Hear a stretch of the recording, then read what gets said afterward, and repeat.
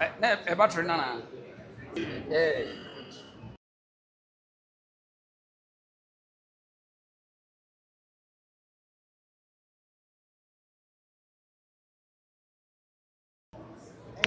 If you all want interviews with speakers, let me know. Okay. We have a room for that. Okay. Okay. All right. And then you say, Okay. and then you say battery now. Like microphone now. They have my phone, my phone now. The microphone can see in a bag.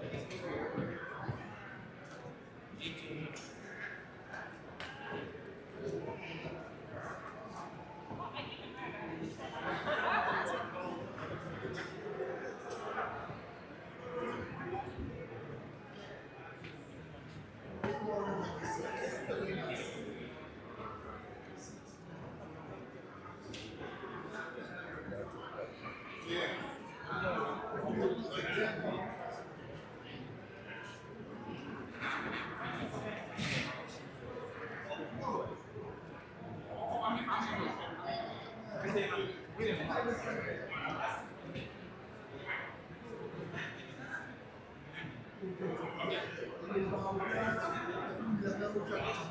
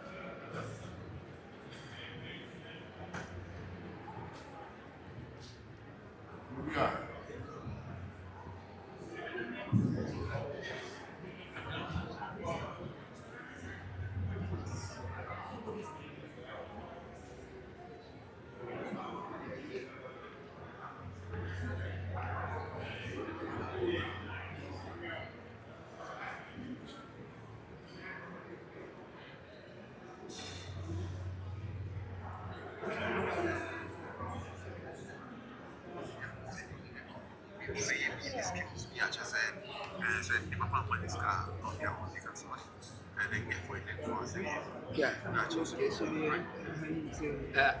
MGM. So about.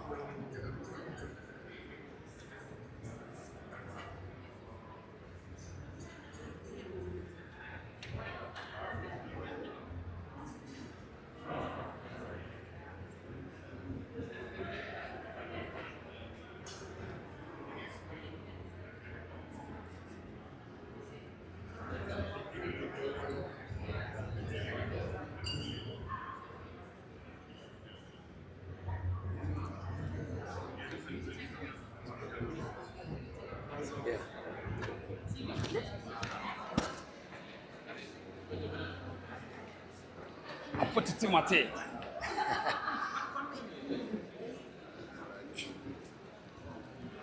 Okay, tell us for meko break akra home. Me twa me ho asaba. Afi na ye be hyase. Me twa me ho basisi ana. Me wi ana masaba live. As masaba. Na de beto fo mo biara afi na ye be hyase. Ye twan nipa na mo so ba ye twese ye wura Asante hin so beba. Me twa me ho basisi a de be si bia no me sa de abasisi until stickers there right here. I had the registration. Thank you.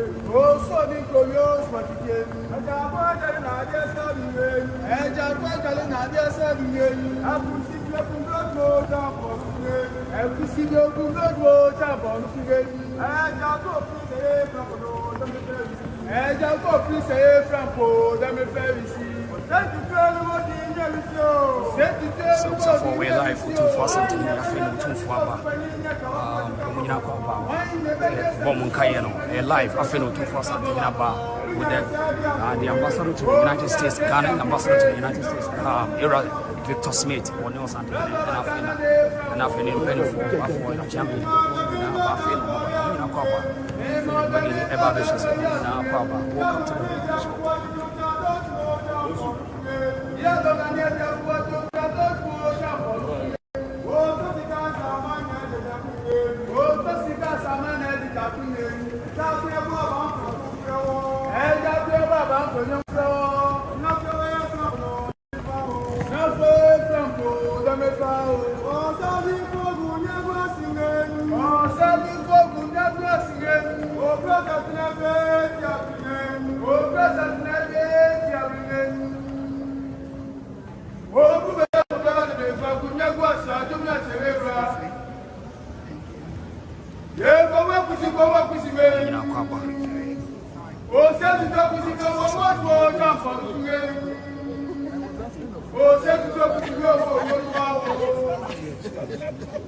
I'm learning.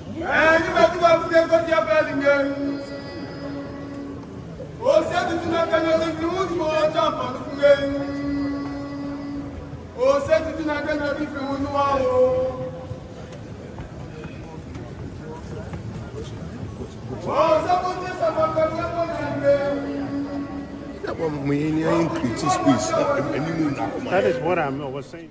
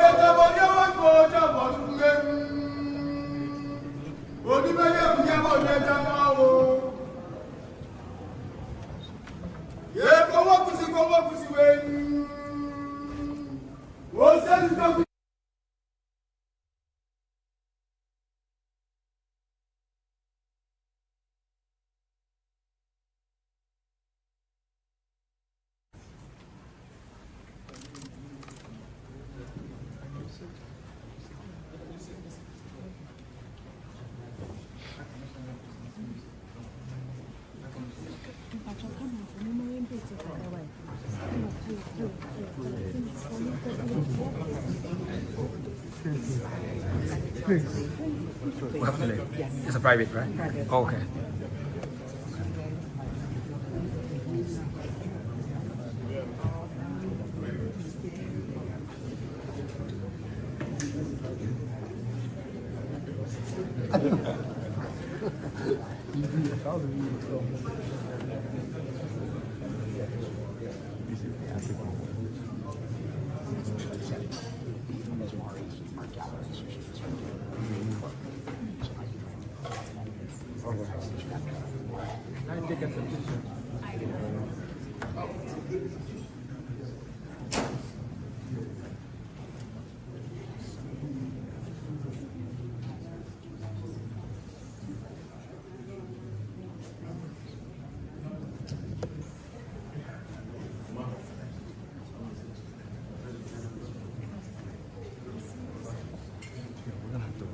All the media. Yeah, most of that. Gotcha. Yep. All of them. Yep. Okay.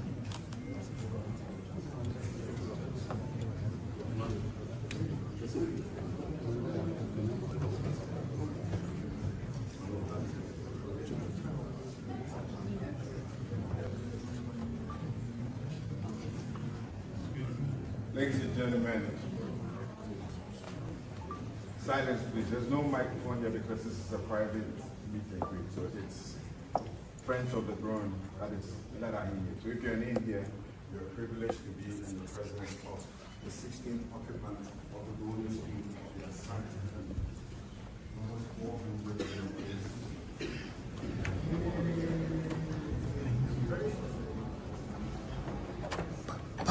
most of them are inside. So what? But most of them are inside. No, sir. Thank you. We'll let you know. Yeah, thank you. Yeah.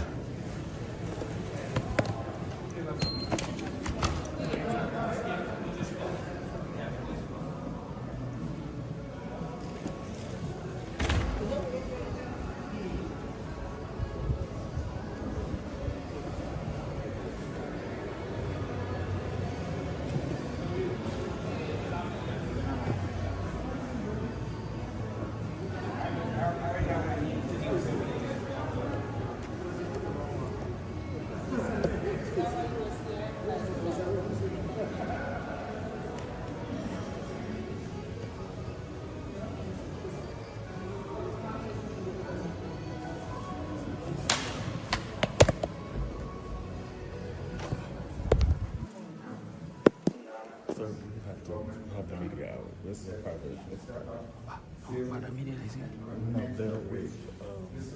are you coming back? This is the private. So they're with the county executive. Oh, they're with the county executive. That's why they're out. No, I'm part of it. Come on, let's. What do you mean? Is that some of the media are special? Why are you saying? That's under the King's Press. Yeah. It was with him. And so, oh, thank you. So I can't have folks who aren't with his entourage here. Here are matches for Entourage. I'll start off with Mr. David Mazarahi. Mr. David Mazarahi runs a global fund. So it's like the record. Are you streaming? You runs a Vatican fund. And in the Vatican background, the Pope don't fund. Mr. Mazarahi actually brought everything through from Singapore, right? I am telling you, please. Needs to be turned on audio, everything.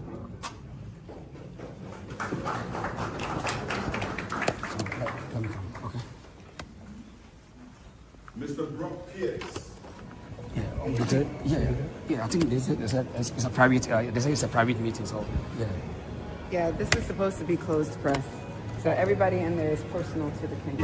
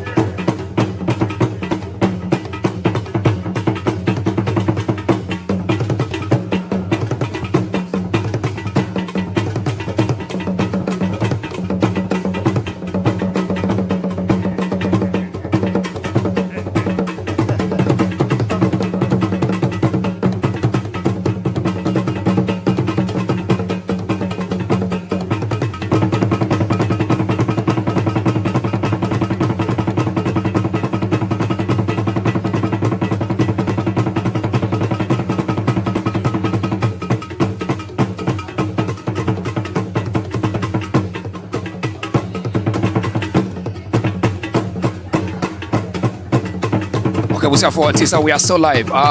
Yeah, the moons and Yama be rebuffing you, our tenacity. Yeah, the moons have been up a bremo, come, I say.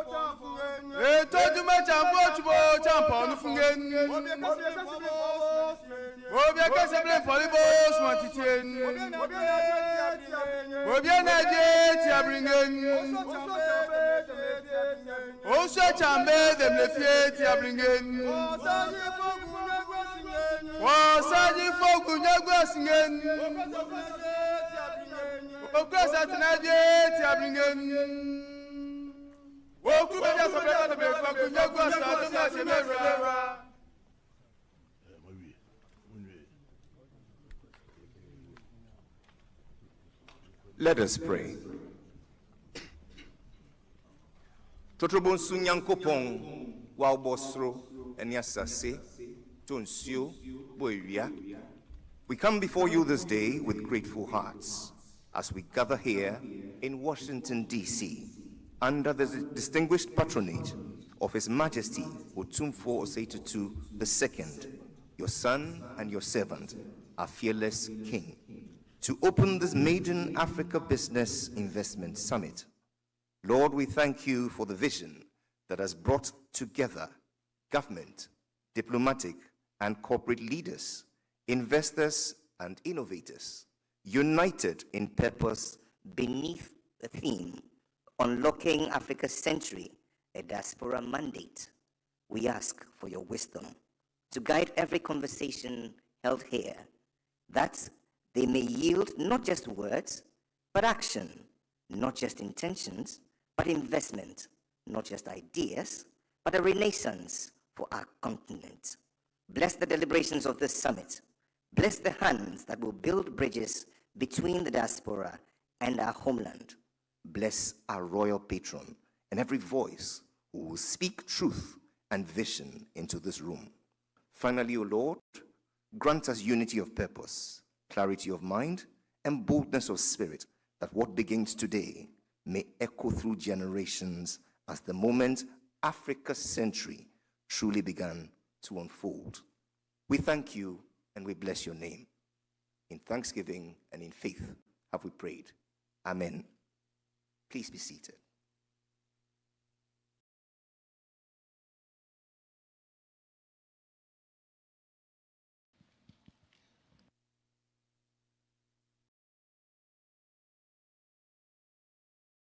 Majesty, Your Royal Highnesses, Your Excellencies, ladies and gentlemen, a warm welcome in video to the Africa Business Investment Summit.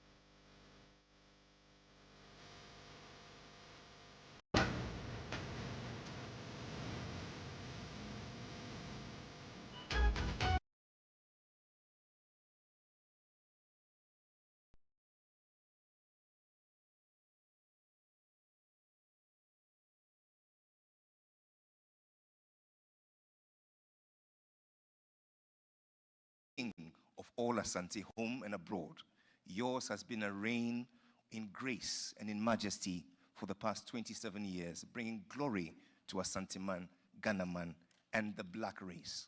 I ask for your blessings as your loyal subject to conduct today's affairs, that it may bring glory to your name and honor to all herein gathered. I so humbly pray. And with gratitude in our hearts, we all swell the chorus, "Long live the King." I thank you.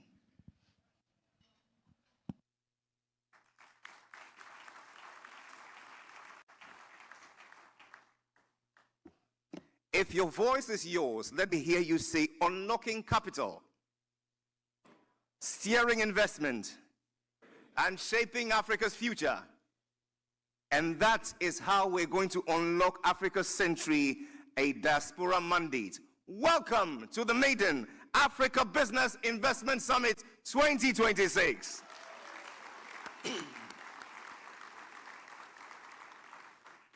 I'm gracefully yours, Jerry Ajololo, a loyal subject of our King, His Majesty Otumfuo Osei-Tutu II, the King of all Asante, home and abroad, and the life patron of the Millennium Excellence Foundation, acting through the founder, the president, and the brain behind this noble initiative, Nana Ajiman Prempe, affectionately known to us as Ambassador Ashim Morton.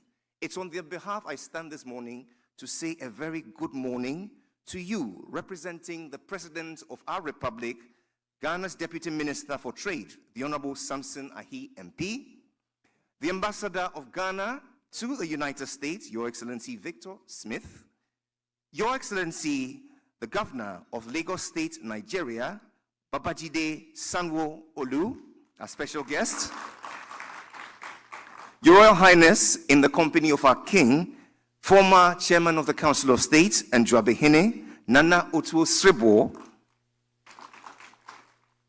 the Principal Deputy Secretary for Enterprise Integration at the Maryland Chamber of Commerce, Secretary Jerry Bird, the President and CEO of the NAACP, Mr. Derek Johnson, the President and CEO of the U.S. Black Chambers Incorporated, Ron Busby, the Vice President of the U.S. Africa Business Center and the U.S. Chamber of Commerce, Dr. Guevara Yao, the Executive of Prince George County, Aisha Braveboy, the Board Chair of the Ghana Investment Promotion Authority, Dr. Akwesi Opon-Fusu, the Director, Diaspora Affairs of the Office of the President of the Republic of Ghana, Mr. Kofi Otredako, our esteemed Nananom, our chiefs and queens, policymakers, institutional investors, business leaders, entrepreneurs, project sponsors, and the Ghanaian and Africa diaspora herein gathered. Please give yourselves a round of applause.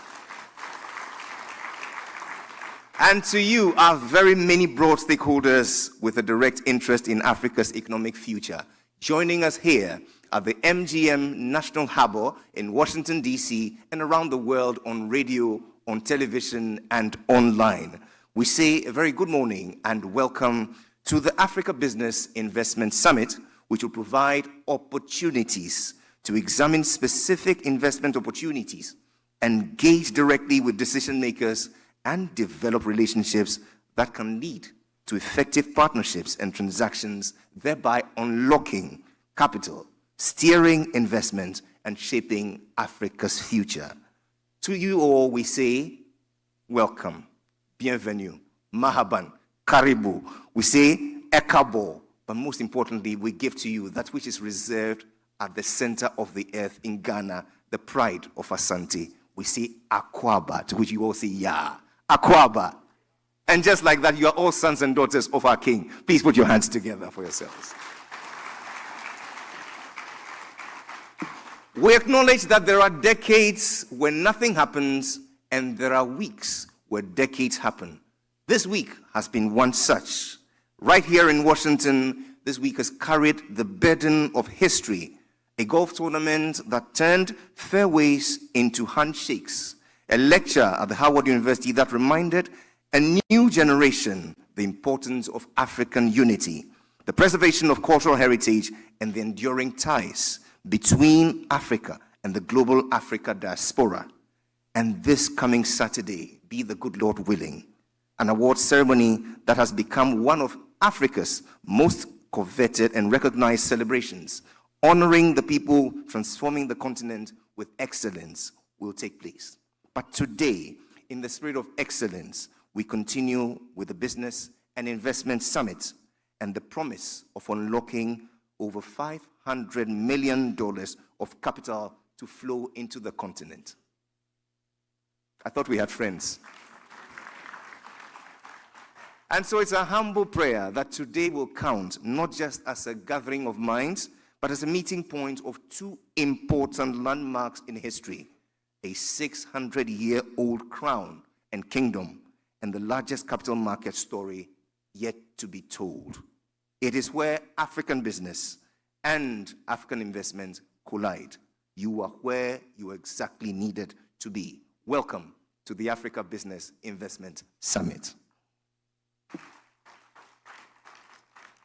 Your Majesty, distinguished ladies and gentlemen, we begin with a formal word of welcome from Ghana's ambassador, to the United States, having been Ghana's High Commissioner to the United Kingdom. He comes to us with an understanding of how we can unlock the full potential of the diaspora.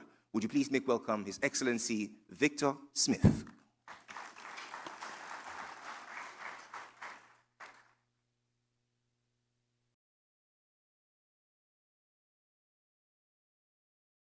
Okay. Distinguished guests, captains of industry, investors, members of the diplomatic community, friends of Africa, ladies and gentlemen. It is a distinct honor and privilege to join you at the African Business Investment Summit, and particularly to have the honor of introducing one of Africa's most respected traditional leaders and statesmen, His Majesty Otumfuo Osei-Tutu II, the Asante Hini. This summit comes at an important moment for Africa. For far too long, the story of our continent has been told mainly through the language of challenges.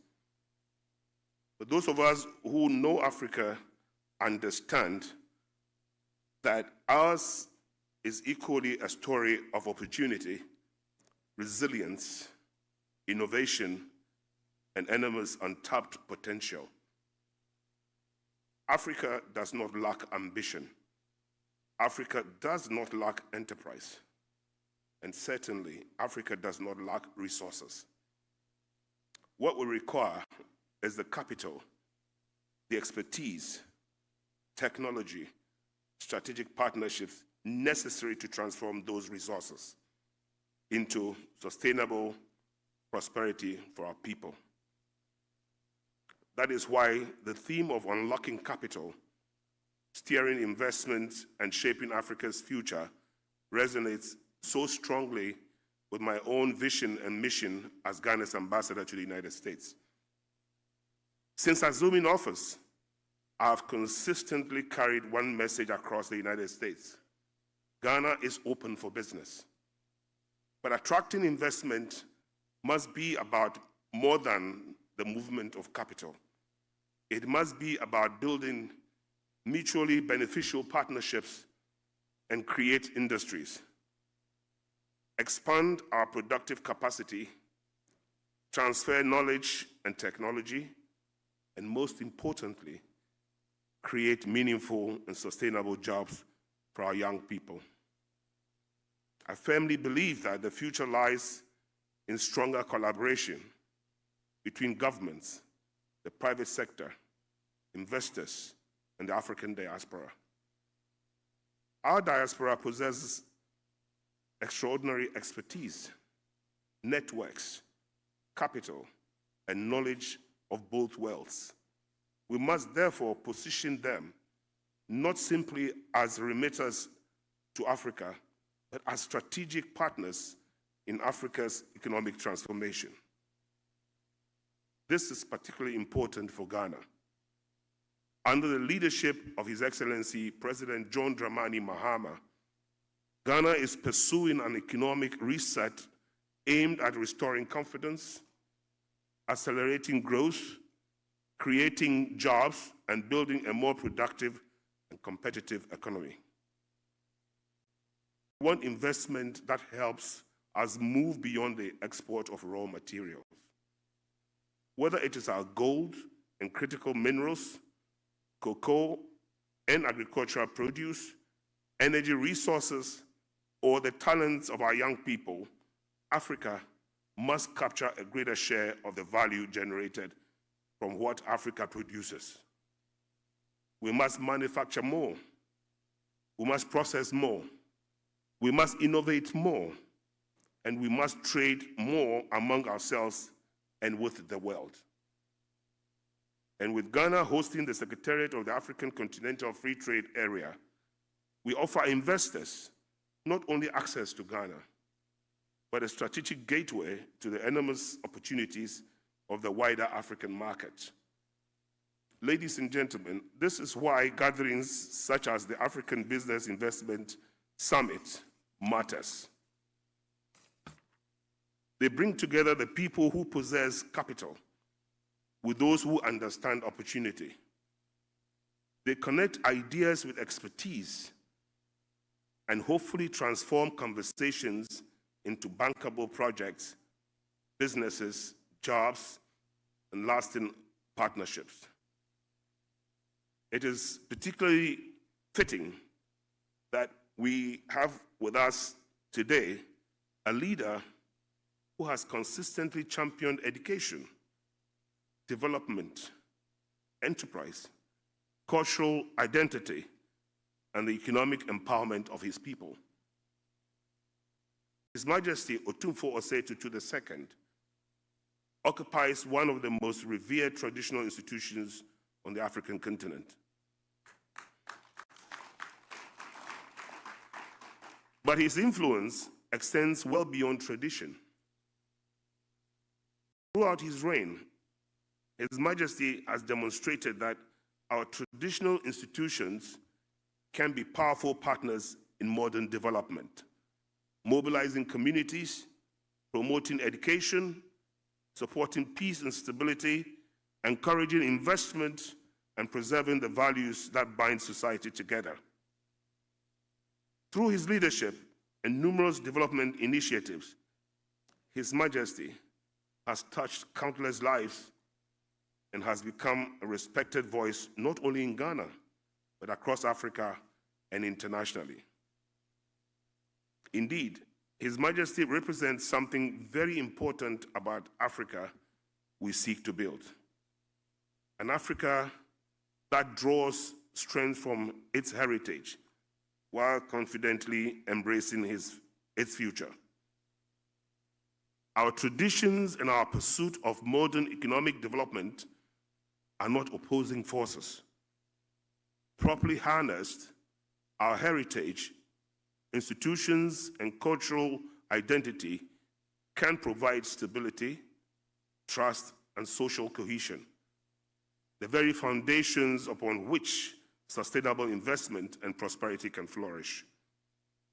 As we seek to unlock capital and steer investment towards Africa, therefore, we must never lose sight of the ultimate purpose. Investment must improve lives. It must create jobs. It must provide opportunities for our young people. It must strengthen communities. And it must help build an Africa in which our young men and women can fulfill their ambitions at home rather than feeling compelled to leave our shores in search of opportunity elsewhere. That is the Africa we must build together. Ladies and gentlemen, I therefore consider it a very special privilege to welcome and introduce the son of Ghana, a custodian of one of Africa's greatest cultural heritages, and a passionate advocate for education and development, and a respected voice for peace, progress, and African advancement. Your Majesty, we are deeply honored by your presence. Thank you, and may God bless Ghana, the United States of America, and the great continent of Africa. Thank you.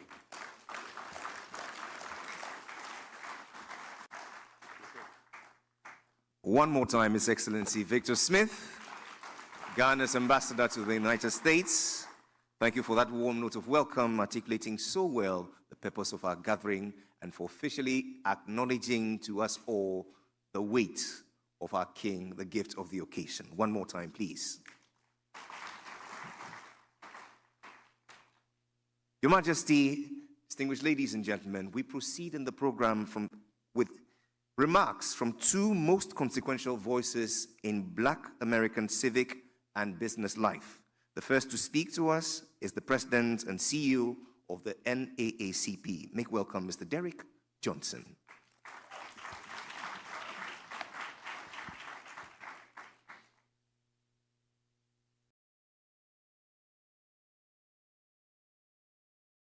Good morning, Your Majesty, the organizers of this conference. I want to thank you for this opportunity and for your vision. For the NAACP, the nation's oldest and largest civil rights social justice organization, with over 117 years of service, we deeply appreciate the relationship with the African diaspora. We recognize in this moment, more than any other time, it is important for people of African descent to stand united and strong together.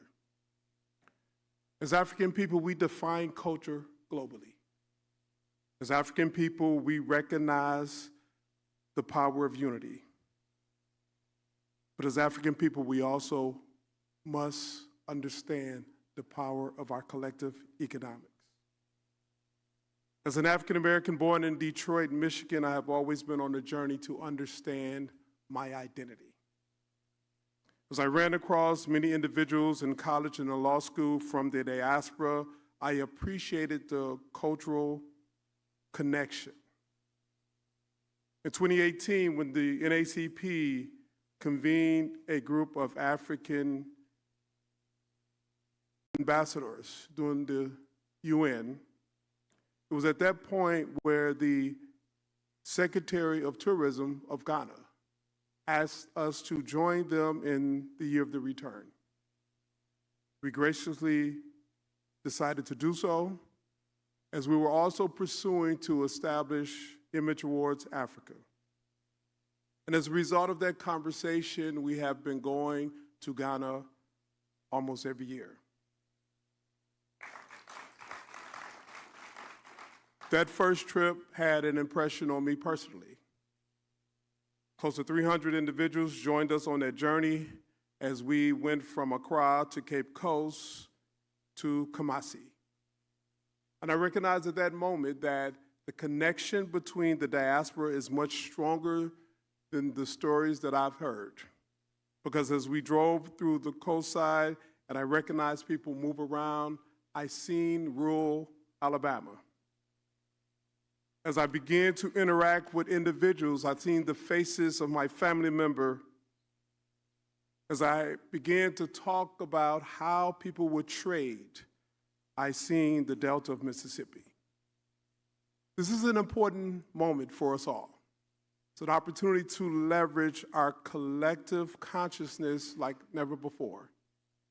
Our tools, our treasures, our talents, and our intellect is now needed more than ever. We are in a global economy, and in this economy, we must stand as one African nation. The diaspora has riches untold, and if we connect all of our riches, we are the most powerful collective nation on the globe. Your Majesty, your vision is strong. I want to thank you for gathering us. We should leave here. We should leave here after this conference more focused, more determined to work together, to grow strong together, to prosper for our children together. Peace and power.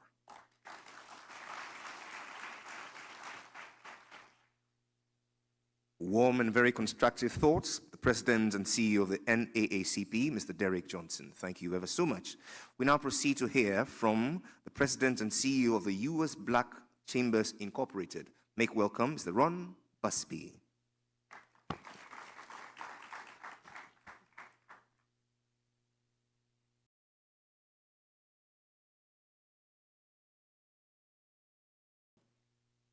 This is a beautiful occasion. Good morning, Your Majesty, distinguished guests, business leaders, entrepreneurs, and friends. It is an honor to be here and to participate in what I believe can be a transformative economic relationship between Ghana and Black America. For those of you that may not be familiar with us, my name is Ron Busby. I'm the president and CEO of the U.S. Black Chambers, Inc., also known as the USBC. Also, our tagline is the national voice for Black business. We are working diligently to become the global voice of Black business. We represent a national network of 178 local and state Black chambers across the country and 385,000 Black-owned businesses across the United States. Our network reaches businesses across virtually every sector of American economy, from construction, infrastructure, engineering, energy and manufacturing, to technology, financial services, healthcare, agriculture, logistics, real estate, hospitality, and professional services. On Tuesday evening, I was honored to join you at Howard University, and Your Majesty reminded us that Ghana is known throughout the world as the pillar of peace. That immediately resonated with me because the U.S. Black Chamber was founded on what we call our 6 key pillars. Our pillars include advocacy for strong Black-owned businesses, access to capital and investments, contracts, as we understand that Black America's businesses' future, 95% of that will come outside of the boundaries of the United States borders. It's about contracting opportunities, entrepreneurial training. As I visited Ghana, it was ironic to me that when I left, your businesses were online following our training exercises here in the United States. Our 6th one is around chamber development, and lastly, it's media information to make sure that not only African Americans understand what's going on globally, but global Black Americans understand. So the message is simple. I heard you say that Ghana had and was coming here to look for a $500 million opportunity. Ghana brings to the world the pillar of peace. U.S. Black Chamber bring our 6 pillars of economic empowerment. The question before us is, what can we build together when we merge those pillars? The answer can be a new and powerful economic relationship between Ghana and Black America. Because when we talk about Black America as an economic partner, we're not talking about abstract ideas. We are talking about an existing network of 178 chambers, 385,000 businesses, with headquartered here in Washington, D.C. on the 7.8 acres, which is formerly the BET campus. And together we bring and are supported by generations of Black businesses, the experience, the training, and expertise. U.S. Black businesses have expertise, we have experience, we have capacity, and then His Majesty, the headlines in the United States right now brings that Ghana is bringing $500 million to the United States to invest. When I read that, I thought, now that's the ingredients for something very significant. Ghana has the opportunities. Ghana has capital.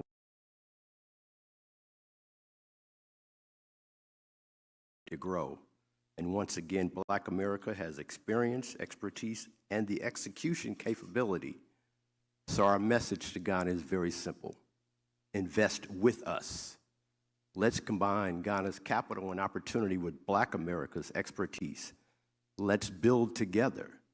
Let's develop infrastructure together. Let's create industries together. Let's use that capital to attract even more capital. And let's create a relationship that produces growth, development, jobs, ownership, and wealth on both sides of the Atlantic. I want to be very clear, Your Majesty, about the scale of our ambition. Black American business owners want to be Ghana's #1 trading and business partner.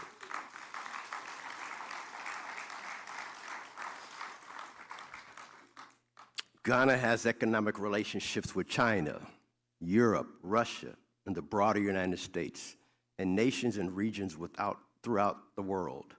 Those countries have brought expertise to the table. And let me also be clear, Black American business owners intend to compete and win those opportunities as well. If China can build infrastructure in Ghana, Black American companies are more than capable to build infrastructure in Ghana.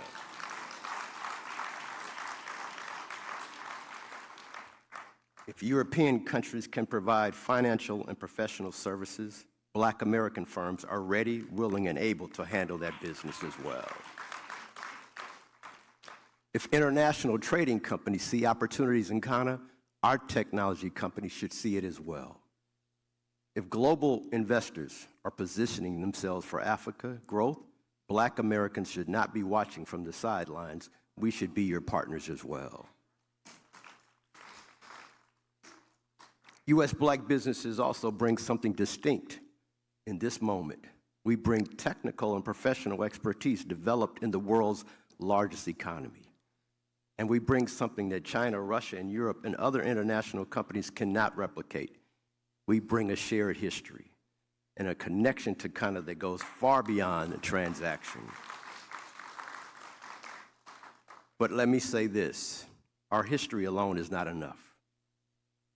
Our shared history should become the foundation for a shared economic future. We don't want Black Americans simply visiting Ghana. We don't want Black Americans to simply sit and watch the economic growth of Ghana. We want our businesses helping to create and to benefit from that growth. We don't simply want Ghana to ask Black Americans to invest here. We want Ghana to invest with us. Bring us those opportunities, bring us those projects, bring us that capital, bring us the Ghana companies that are looking for expertise and partners, and through the U.S. Black Chamber, led by businesses, entrepreneurs, professionals, technology and expertise necessary to help execute on those opportunities. The $500 million that the Majesty has at his disposal can be the beginning and not the end point. Let's ask where we can combine that capital with Black American expertise and leverage it to generate billions of dollars of additional investment and economic opportunity. Let's put our pillars together. Let's compete. Let's invest. Let's build. And let's make Black America Ghana's #1 trading and business partner. Invest with us. May God bless Ghana and the United States. Thank you so much. What does openness mean to you?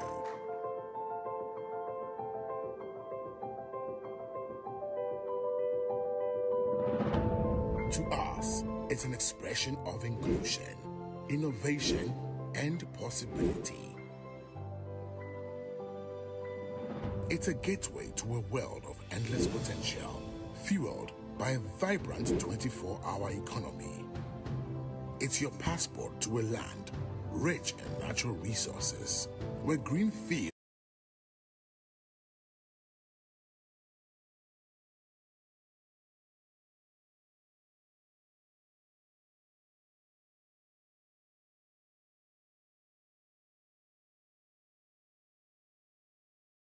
a strategic point to access Africa's rising market of over 1 billion people. And from here, every major global market is within reach. Openness is an experience at the center of the world, where the black star shines. It's the rich spirit of our people, our open minds, welcoming hearts, and the deep pride in our African heritage. Openness is Ghana, a nation ready to trade, to innovate, to lead. It's our invitation to you for business, pleasure, and investment. Ghana is open for business.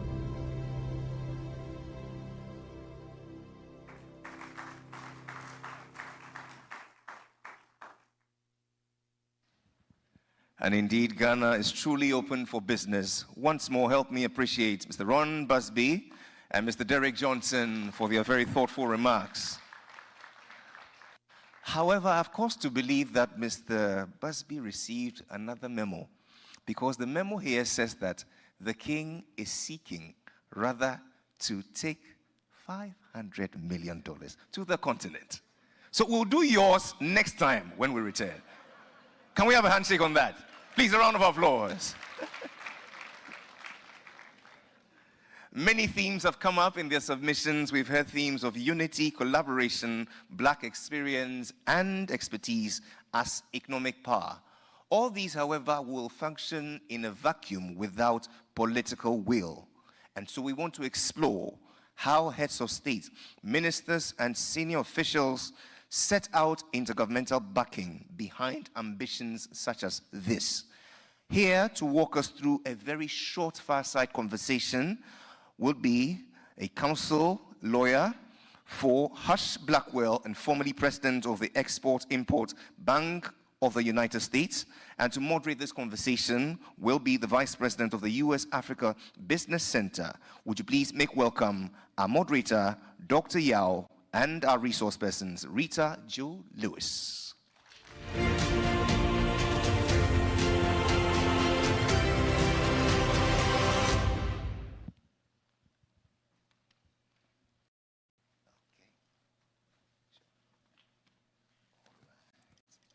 Needed help.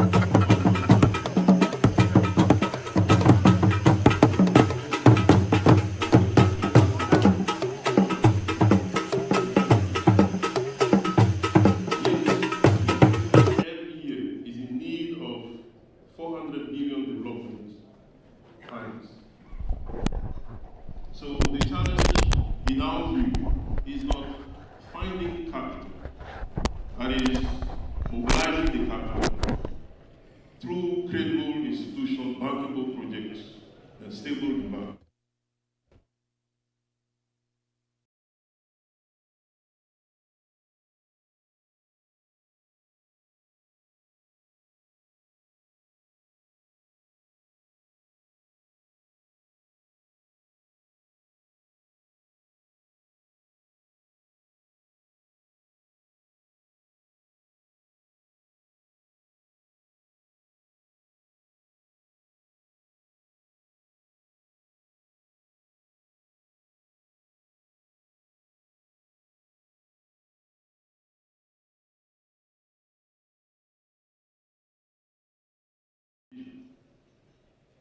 In business terms, how do we move from business declaration to deals, from interest to investment, and from opportunity to implementation?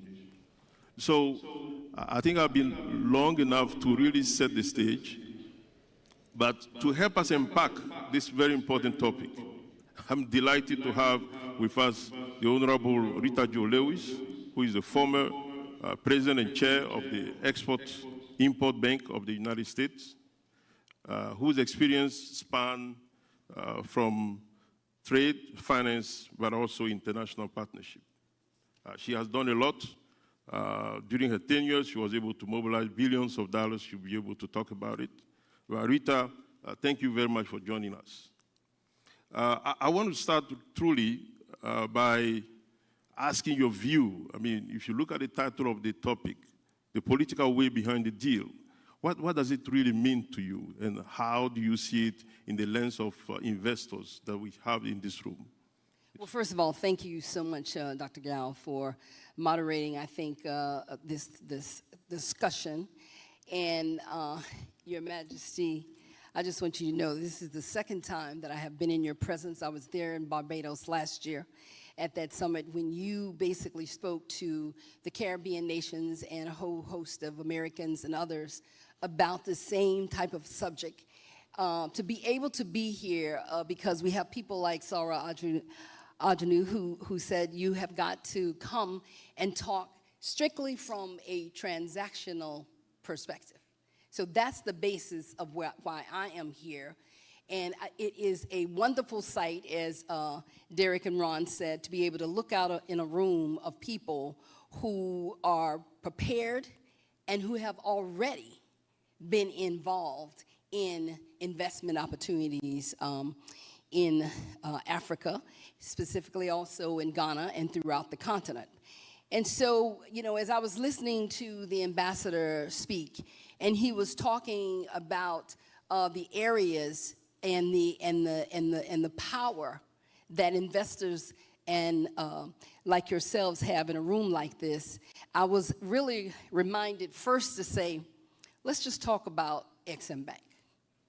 Exim Bank is America's official export credit agency. I was very fortunate, Your Majesty, to be able to be the president, chair, and the CEO of a $135 billion authorized agency in the United States government, which is still moving aggressively along today. During the time, I traveled extensively, not just because I had been at Exim Bank. I have been involved with the continent for years. But during that time, had a chance to travel to 8 countries over 6 times. And I will tell you, as America's export credit agency, which its mission primarily is to work with businesses in the United States, along with foreign investors, to help them grow and succeed by using the financing tools of export credit, insurance, working capital support, you name it. But more importantly, to make sure that everyone understands it was the bank for everybody. Not the bank for a few, not the bank for just parts of the world, but for everyone. And that's why with a laser focus, we were able to take the financing for the 3 years that I led the agency from $109 million to over $3.6 billion and counting. Now, when you start talking about, like, what's the political will, you know, you have to kind of think about an agency that is almost over 90+ years old. But it had a mandate, just like these other agencies, not just in the United States, but mandates from their other countries to do business around the world. And Africa was one of the mandates. So with that mandate, we were able to try to meet that, I always call it meet the moment or meet the mission. And so on the political will side, I would tell you, to me it was about how we translate these announcements, how do we translate all these concepts and conversations into some transaction readiness.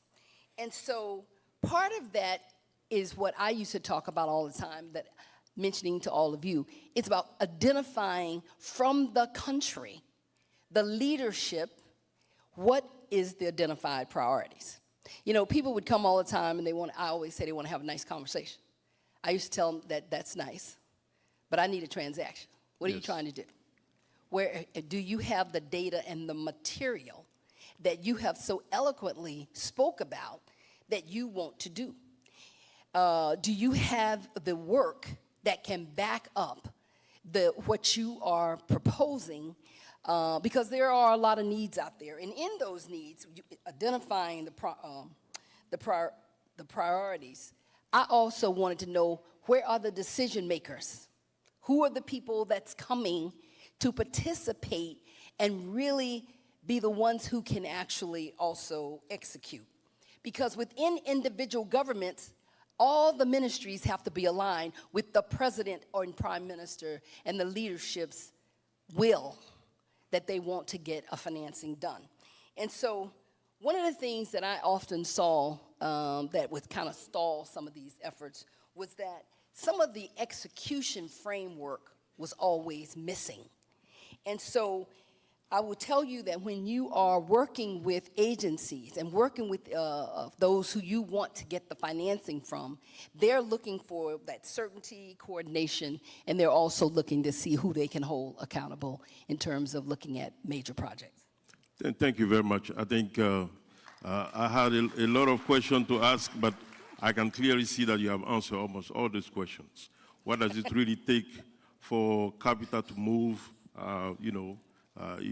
into Africa, and what should government do in making sure that this money is available? You know, the table is already set. You're setting that table every time leadership comes to America or to a potential investor, and when you set that table, they're looking at you for that confidence that they got to have in you to be able to want to partner and become one of your investors on a particular project. And so, you know, one of the things I'm sure you all have always heard, you know, you go to these investors and, you know, go to these banks, and the first, whether it's government, they say, well, do you have a bankable project? Yes. Well, the minute somebody tells me that, I already know they're about to tell me they're not going to do my deal. So don't despair, because I say make sure when you come, you have the bankable project. And having that bankable project goes back to what we were saying. Where's the capable sponsor? Who's really get out of the running of these particular big old projects? So, Rita, I want to ask you maybe a last question for you. What will it take for these 500 mandates to happen? As we leave this room today, what do we need to do to make this mandate happen? What is important in a room like this is to ensure that when you're sitting in front of, it doesn't matter whether it's government or the private sector, that you know more about your project than they do. Because they know about your project before you walk in the door. They know if you're ready. They know if you're not ready. They know if you fired somebody already, you hired somebody else. They know if the government is not stable. They know if the procurement has not been done. So what I was always looking for was, how are we going to execute? So for me, it was about, let's get to yes, not get to no. Because a lot of times when you're in front of these individuals that you're working with, you know, the no is just kind of like written all over their little face. And you're like, okay, we're going to stop that. Yeah. Because I know that bankability means that you have got to make sure that you understand how you're going to mitigate the risk, make sure you understand that you're going to be having the great sponsor, you know, ensuring that you have an enabling environment that's ready and prepared. But the most important thing is to make sure that you have had the opportunity to talk about where does financing takes place. And that has to be at the early stage, not when you have designed the project, went through the procurement, and then come away and say, well, where do I get the money? The money conversation has to be a part of the design of the project, and it has to come early, and it has to come often. Thank you very much.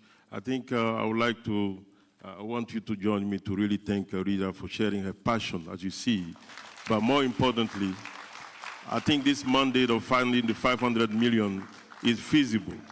You should leave this place with more than 500 million. I think the Black Chamber has already pledged that money. Yes, and, yes. let's make sure it happens. Right. Thank you very much. Thank you very much. Thank you very much for the occasion.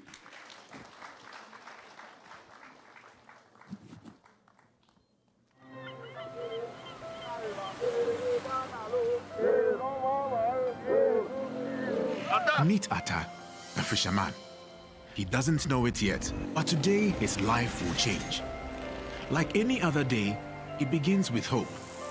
He stakes lotto, buys premix fuel, and prepares for the next catch. But not today, because his wife is in labor. As he races to her side, worry fills his mind. Not just for her and the baby, but for their future. It's a boy. And when he finally sees them, he remembers that everything will be all right. He remembers the numbers he staked, and that maybe, just maybe, today the odds will be in his favor. He remembers that life has become easier thanks to the use of technology. With every life we touch and every dream we ignite, KGL stands as a beacon of possibility, empowering communities, transforming futures, and shaping a world where hope and opportunity knows no bounds. KGL Group. Innovate, connect, inspire.